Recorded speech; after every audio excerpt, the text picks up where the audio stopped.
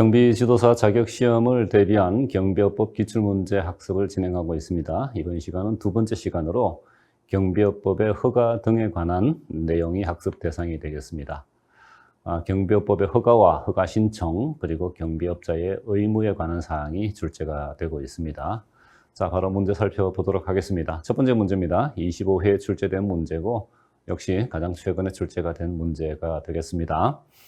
자, 경비업 법령상 경비업 허가를 받으려는 자가 신청서에 첨부해야 하는 서류를 모두 고른 것은, 자, 아시다시피 경비업법의 학습은 그 암기 과목의 학습 방법을 적용을 해야 해요.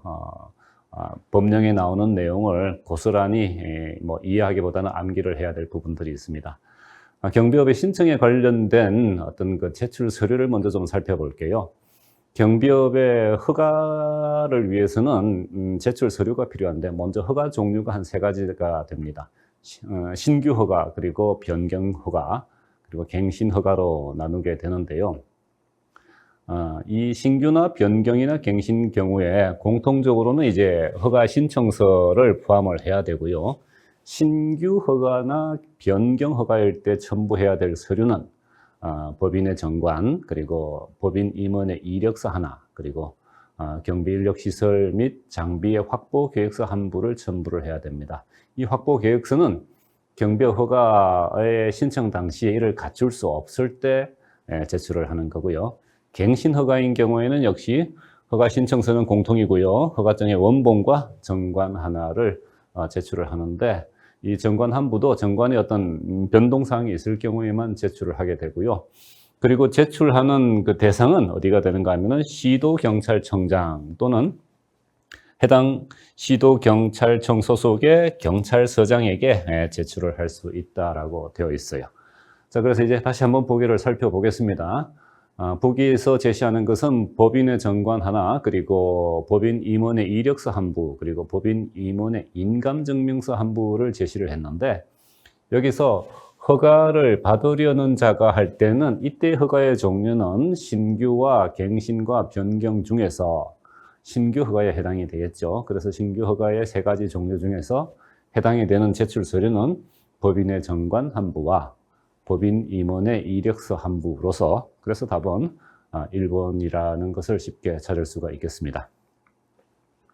자, 두 번째 문제 살펴보겠습니다. 두 번째는 이제 경비업 법령상 특수경비원의 경비 인력 및 자본금의 허가 요건으로 옳은 것은 이라고 되어 있는데, 자, 우리가 앞서 살펴봤던 경비업 종류마다 경비업에 대한 시설 등의 기준이 있습니다. 지금은 그 특수경비업에 관련된 문제이기 때문에 특수경비원 관련 시설 등의 기준을 제시를 했습니다만은, 이것이 시설경비나 기계경비 혹은 신변보호, 호송경비도 공통적으로 적용이 되는 것이고요.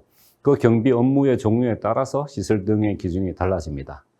우선 갖추어야 될 것이 경비 인력과 자본금, 그리고 시설과 장비 등이 있는데, 특수경비원일 경우, 특수경비업일 경우에는 경비 인력이 특수경비원이 20명 이상, 그리고 경비지도사 1명 이상이 준비가 되어 있어야 되고요. 이때 경비지도사는 일반 경비지도사가 되겠습니다. 자, 그리고 자본금은 3억 원 이상이어야 하고요. 그리고 시설이라 함은 기준 경비 인력 수 이상을 동시에 교육할 수 있는 교육장. 기준 경비 인력 수라고 하는 것은 특수경비원 20명이 기본이 되겠지요. 이 인원이 동시에 교육을 받을 수 있는 교육장이 시설로 갖추어져야 한다라는 내용이고, 그리고 장비에 대해서는 이제 기준 경비 인력 수 이상의 경비원 복장, 그리고 경적, 단봉, 분사기가 필요합니다. 경적이라고 하는 것은 호루라기를 말하는 것이죠. 그래서 이것이 특수경비업의 시설 등의 기준입니다만은, 우리 수험생 여러분들께서는 나머지 경비 종류 4가지 혹은 25년 이후로는 나머지 5가지의 어떤 그 경비업 종류에 따른 시설 등의 기준을 비교해서 정리를 해 두셔야 하겠습니다. 그래서 여기서 이제 특수경비업의 경비 인력 및 자본금의 허가 요건으로 옳은 것은 이라고 하는 것은 특수경비원은 20명 이상이어야 하고요. 그리고 경비지도사 1명, 그리고 자본금 3억 원. 그래서 4번이 옳은 서술이기 때문에 답을 찾을 수가 있겠습니다. 자, 세 번째 문제 보시겠습니다. 경비업 법령상 경비업자 및 경비원의 의무사항입니다. 의무에 해당이 되는 설명으로 옳지 않은 것은 했습니다. 자, 시험 문제 확인할 때 꼭 옳은 것과 옳지 않은 것을 먼저 확인을 하셔야 되고요. 보기 하나 살펴볼까요? 1번입니다. 경비업자는 경비 대상 시설의 소유자 또는 관리자의 관리권 범위 안에서 경비 업무를 수행해야 된다. 자, 옳은 표현이고요. 두 번째도 볼까요?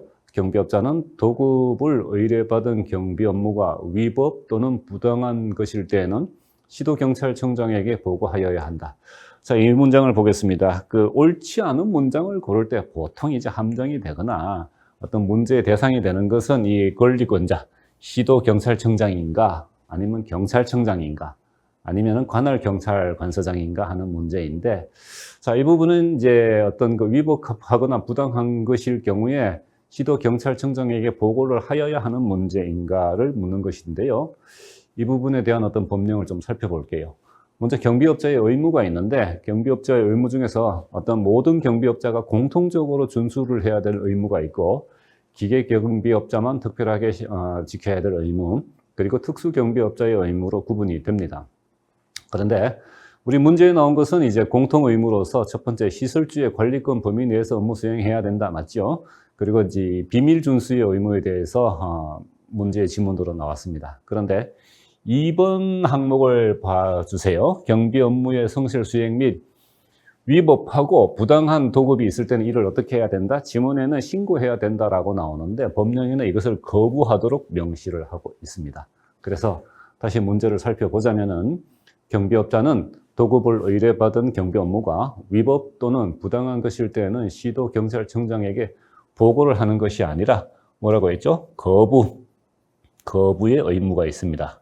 그래서 거부하여야 한다라는 내용으로 숙지를 해주시면 되고, 나머지는 이제 옳은 문장들이 되겠죠. 빠르게 읽어보겠습니다. 경비업자의 임직원이거나 임직원이었던 자는 다른 법률에 특별한 규정이 있는 경우를 제외하고는 그 직무상 알게 된 비밀을 누설하거나 다른 사람에게 제공하여 이용하도록 하는 등 부당한 목적을 위해서 사용해서는 안 된다. 아주 함축하면은 비밀 준수의 의무에 해당이 되는 것이고요. 자, 이 세 가지는 이제 경비업자의 의무인데 4번은 경비원의 의무입니다. 경비원의 의무 보시겠습니다.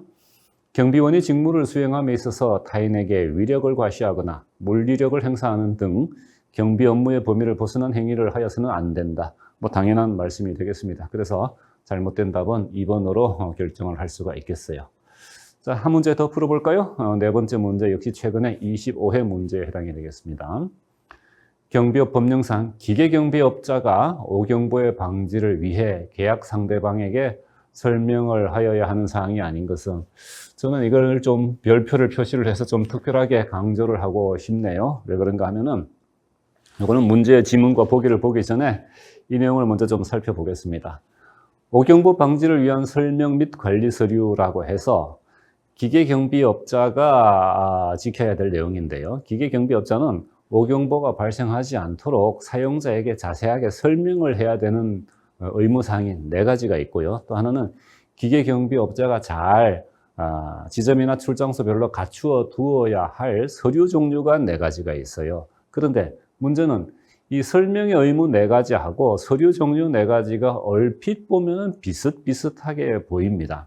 그래서 흔히 이 설명 의무 4가지와 구비 서류 4가지를 이렇게 혼용을 해서 문제를 흔히 만들고 있어서 많은 기출 문제가 있었어요. 자, 이번 문제에 해당이 되는 것은 설명 의무 3가지를 제시를 했습니다.